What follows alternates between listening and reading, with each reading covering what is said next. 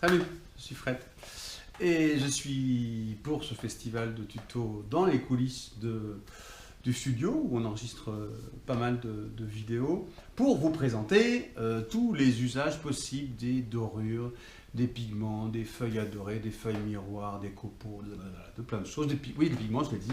Voilà. Alors j'ai choisi un sujet, deux sujets en fait, j'ai pas réussi à départager, qu'on va faire pendant tous les tutos. Le sujet, vous l'oubliez bien sûr, puisque c'est surtout l'usage, l'utilisation des pigments et des feuilles qui est intéressant. J'ai pris des Bouddhas, voilà, truc un peu intemporel, et pour faire un ensemble de techniques, vous allez voir, pour vous faire découvrir et vous faire utiliser toutes les dorures possibles. Je ne sais pas s'il doit y avoir d'autres usages. Et puis d'ailleurs, il y a les patines classiques, hein.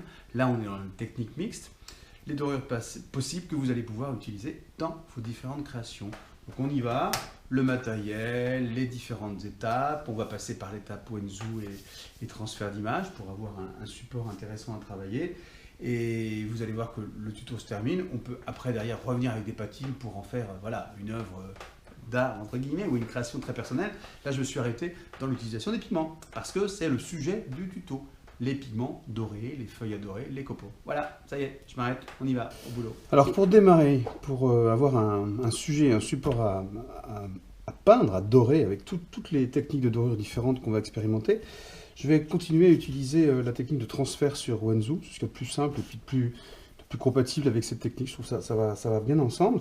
Je me suis choisi deux modèles, voilà, deux Bouddhas, on va partir sur des Bouddhas.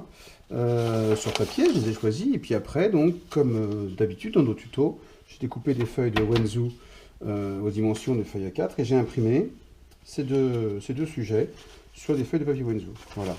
Je vais faire sur les deux parce que je ne sais pas encore lequel je vais utiliser. Rappelez-vous, on va donc enduire de Bindex. J'ai préparé du Bindex. On va enduire de Bindex, poser l'encre directement sur le Bindex et puis réenduire, un peu comme du vernicole, pour que la transparence du papier Wenzu, du papier de riz, fasse réapparaître les encres et qu'on puisse après venir retravailler dessus, en laissant sécher bien sûr. Bon, encore une fois, je fais les deux modèles parce que je ne sais pas lequel j'ai utilisé. L'imprimante n'avait quasiment plus d'encre, donc les couleurs sont un peu rock'n'roll, mais c'est pas grave du tout, ça s'exploite après dans la suite. Voilà, c'est parti. Alors, je vais commencer par celui-là.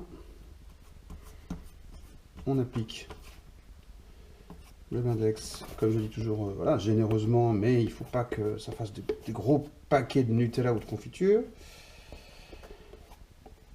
Uniformément, quelques millimètres, quoi. Hein. Il ne faut surtout pas oublier, parce que si vous oubliez une partie, bah, le papier ne va pas absorber le Bindex, le transfert de l'encre ne va pas se faire de l'autre côté du papier. On va faire ça. On vérifie que la surface est suffisamment encollée. De toute façon, on va déborder largement. Mais c'est vrai que après, le geste, il est un peu irréversible, on peut pas revenir. Hein. L'encre va tout de suite s'imbiber. Voilà. Là, c'est bon. J'ai une surface uniforme. On prend le modèle. On l'applique. Et c'est parti.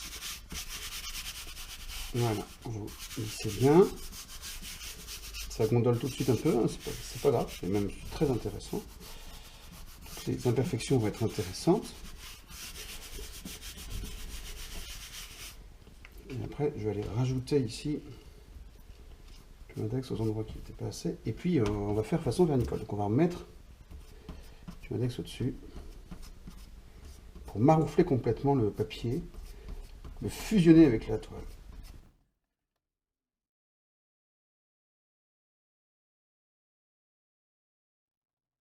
Les plis qui se font, vous les écrasez. Vous les écrasez un peu comme avec du papier de soie. Vous écrasez les plis pour que le papier se fusionne complètement. Une petite boursouflure. Voilà. Et ici, ça vous permet aussi de vérifier que l'impression est bonne. Voilà, voilà.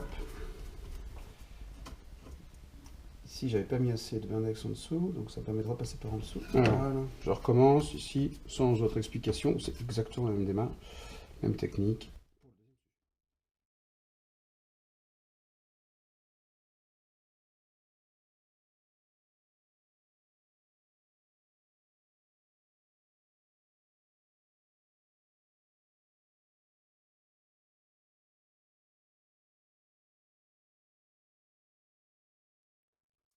Alors, j'ai laissé sécher. Je me suis toujours pas décidé, donc je crois que je vais les faire deux en parallèle. Je vais faire des techniques différentes, même esprit pour l'ensemble, mais on va utiliser des techniques différentes sur les deux. Comme ça j'aurais pas à décider, j'y arrive pas. Donc, je me protège un peu les mains, parce qu'on va faire un peu de patine. Les patines, si on ne les fait pas en salissant, bah, c'est beaucoup moins bien. Voilà.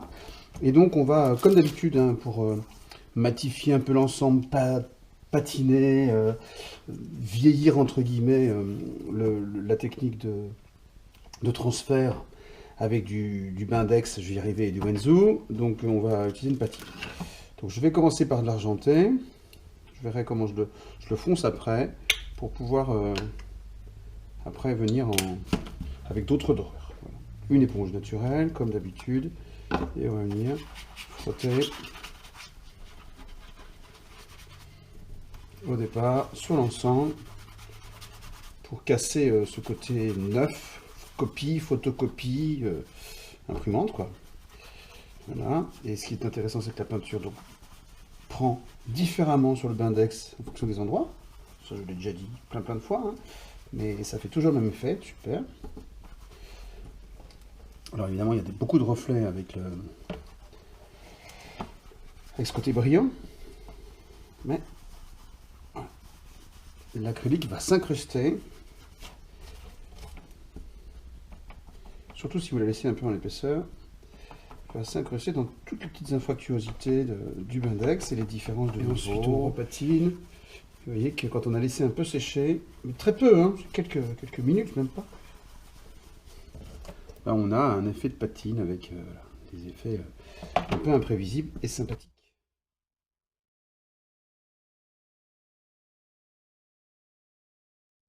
Alors, avant de travailler je vais aller chercher deux violets différents.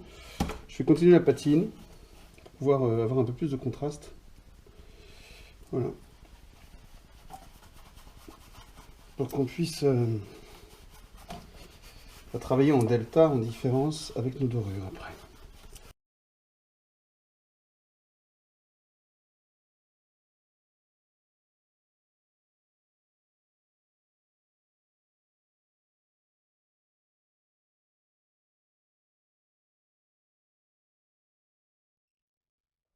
Alors, pendant le séchage, si on trouve que quand même on a des zones qui sont un peu trop sombres, on peut, quand tout n'est pas définitivement sec, venir révéler, rééclaircir. Parce que je vous rappelle que l'image d'origine, elle est protégée hein, par le papier qui a été marouflé avec du Bindex. On peut revenir révéler un peu avec de l'eau, avec de la peinture, révéler l'image d'origine, qui est teintée par l'ensemble du traitement qu'on lui fait subir. Et voilà, on peut ici revenir redégager la peinture.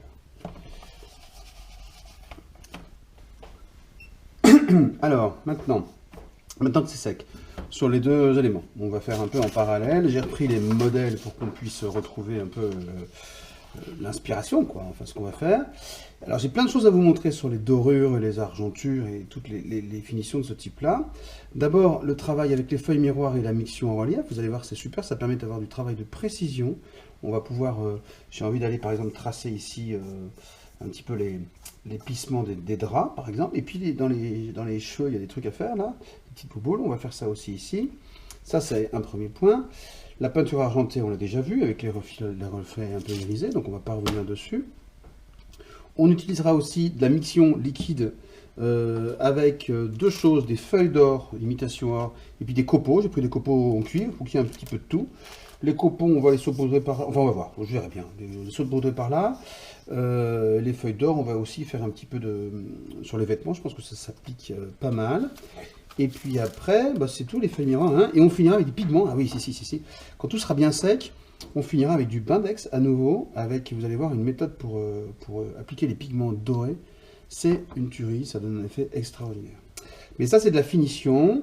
La miction, c'est aussi du détail qui intervient après. Donc, on va démarrer les premières étapes en posant de manière un peu imprécise la miction pour pouvoir appliquer dessus des copeaux et des feuilles.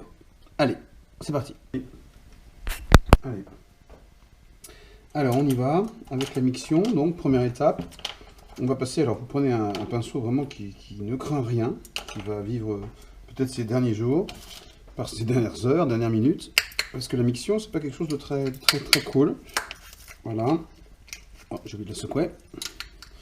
Et donc, on va étaler ce produit qui va sécher assez lentement, naturellement d'ailleurs, qui ne peut pas sécher au sèche-cheveux, enfin difficilement, et qui va rester poisseux une fois sec. Mais il faut attendre suffisamment pour qu'on ait la possibilité de... On a dit, et donc j'ai dit des copeaux, je les mets là hein, pour m'en souvenir, des copeaux cuivrés, et puis des feuilles d'or, imitation or. Cuivré et or, donc je reprends mon modèle. C'est plutôt ici qu'on va mettre un peu de copeaux, oh, je sais pas, on verra bien. De toute façon, je vais appliquer la miction ici. Voilà, de manière pas du tout uniforme. Hein. Pour ma part, hein, pour le test, hein, bien sûr, vous pouvez très bien travailler de manière beaucoup plus... Voilà. Mais là où vous allez poser la miction, là va se déposer après, vont se déposer après les supports.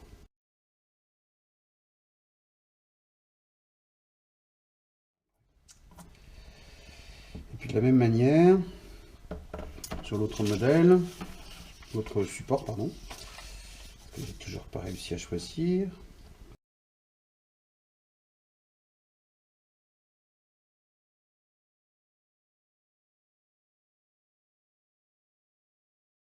Allez, c'est parti, on se lance. Donc j'ai laissé sécher entre guillemets la miction, qui sèche vraiment jamais. Vous savez, elle reste poisseuse, c'est normal. C'est là que vont venir s'accrocher les particules entre guillemets dorées, métalliques.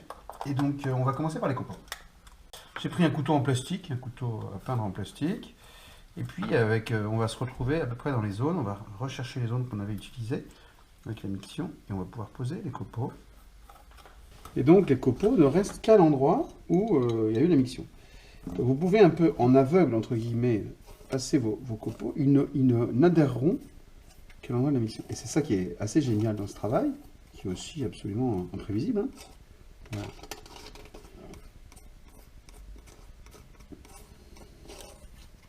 On va après épousseter tout ça, vous allez voir. Ne vous inquiétez pas, enfin, patientez. Laissez-moi faire. Alors ça s'envole, hein, bien sûr, c'est très léger, mais ça a un effet irremplaçable. Il n'y a rien d'autre qui peut avoir cet effet-là. Parce que le copeau, il a un effet, il y a un côté aléatoire dans le copeau métallique qu'on n'a pas avec de la peinture, qu'on n'a pas avec d'autres choses. Un effet très chouette. Mais il faut reconnaître, vous voyez, faites ce que je dis, mais pas ce que je fais. Il faut reconnaître que c'est pas facile à appliquer parce que c'est très volatile. Alors dans cette partie-là, pour épousseter un peu, après vous prenez, j'ai pris un pinceau à quai, un pinceau très doux, un pinceau à quai, par exemple, qui sert à plein d'autres choses. On en reparlera, vous inquiétez pas. Et ça permet d'enlever le surplus, c'est-à-dire tout ce qui n'est pas adhéré. Ouais, c'est top. Tout ce qui n'a pas adhéré va disparaître, entre guillemets. Et on continue.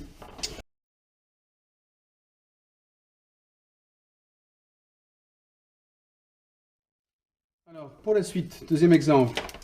On enlève ce premier modèle. On laisse de côté les copeaux, voilà. Et là, on va prendre des feuilles d'or, imitation or, bien sûr.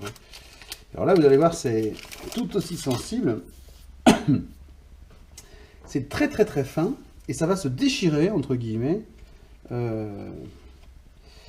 en fonction de l'endroit où vous allez poser la feuille. La feuille est très fine. Ça c'est décollé.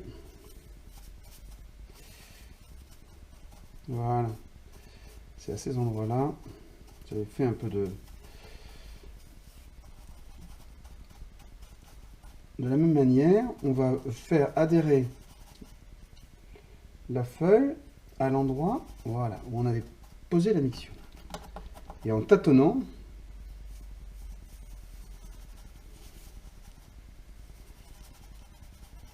vous allez pouvoir retrouver les endroits qui ont été enduits de miction.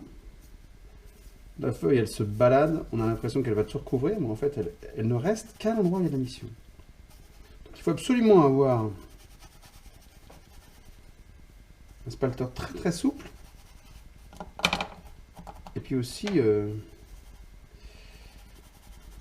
aller sentir les endroits qui sont poisseux, puisque la miction est...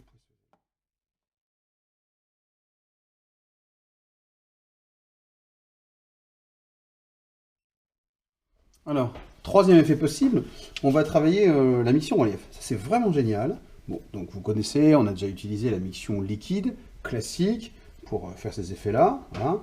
Et la miction relief, c'est le même principe, sauf que ça va être du relief, et ça va être beaucoup plus précis dans l'application, se voir plus facilement, et notre travail graphique va être plus visible, plus contrôlable. Et on va pouvoir ajouter des effets voilà, très très différenciants, soit après avec des copeaux, soit avec de la feuille d'or, soit avec de la feuille miroir. Voilà, voilà, on va mélanger l'ensemble. Tout ça va être clinquant, un peu brillant, mais ça fait partie de l'exercice. On y va, c'est parti.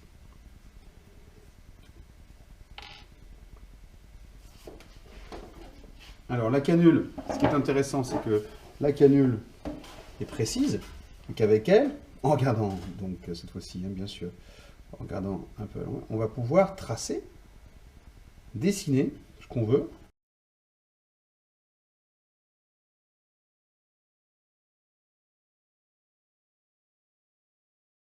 On reste comme ça, on va laisser sécher.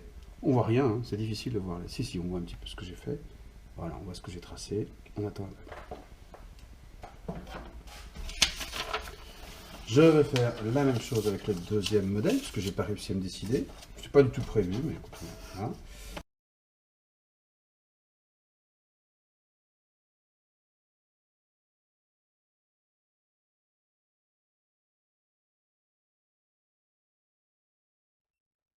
Alors, troisième étape, troisième type de...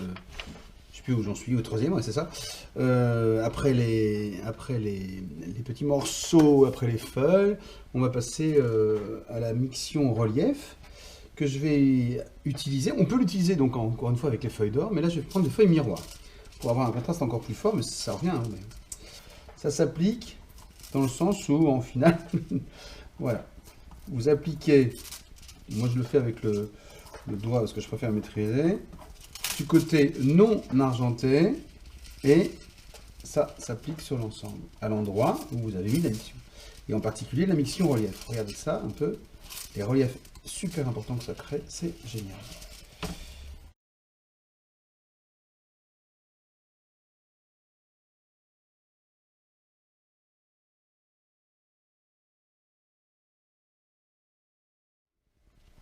Bon, ok pour la démonstration. Voilà pour premier modèle, entre guillemets, et puis le deuxième. Toujours pareil, avec la même feuille, on va aller en superposition.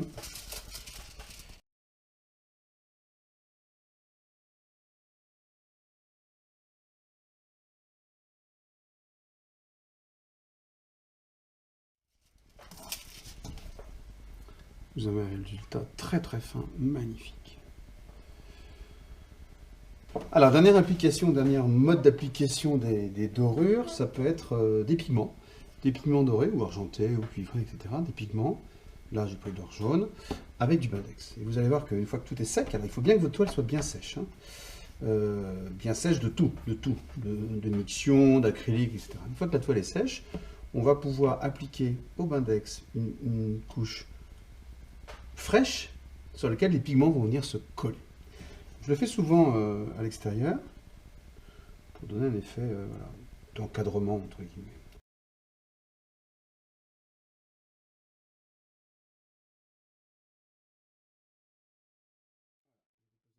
Ici, je prends un couteau neuf, hein, ça c'est super important. Enfin neuf, je veux dire sec et propre, et on va venir saupoudrer le pigment à peu près aux endroits où on a déposé du lieu. Alors ne le faites pas très très naturel, très régulièrement, parce que c'est le hasard qui va faire que les dépôts vont être intéressants. J'ai pris beaucoup trop de pigments dorés, mais ça, là, un pot ça dure très très très longtemps. Voilà.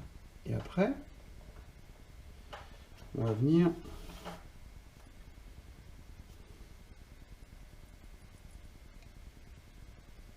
pas trop compliqué. Hein. Voilà.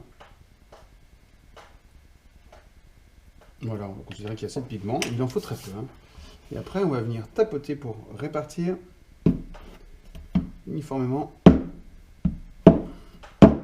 les pigments qui vont rester sur les zones qui ont été... voilà. On voit ici, alors il y a des pigments partout. Alors, vous ne soufflez pas tout de suite, vous ne faites rien tout de suite, on laisse un peu sécher pour que tout sèche et que les pigments se répartissent pas sur l'ensemble. Voilà, je vais faire la même chose ici, sans trop de commentaires, en accéléré certainement.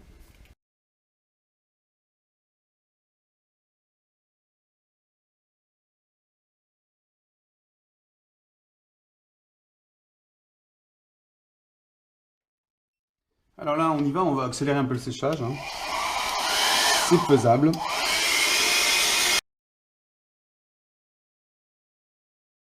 Et après, ce qu'on peut faire, c'est donc avec toujours un pinceau très très doux, un spalter très doux. J'ai toujours pris un quai. On peut aller enlever le surplus en frottant doucement. Le surplus de pigment. Bon, ça en met un peu partout dans l'atelier, ça c'est sûr que... C'est sûr, ça je peux rien dire. Mais par contre, le résultat est vraiment top. Et en finale, comme je vous le disais, le pigment s'est déposé autour, dans les zones où vous aviez posé du Bindex. Et on a la totale. Voilà.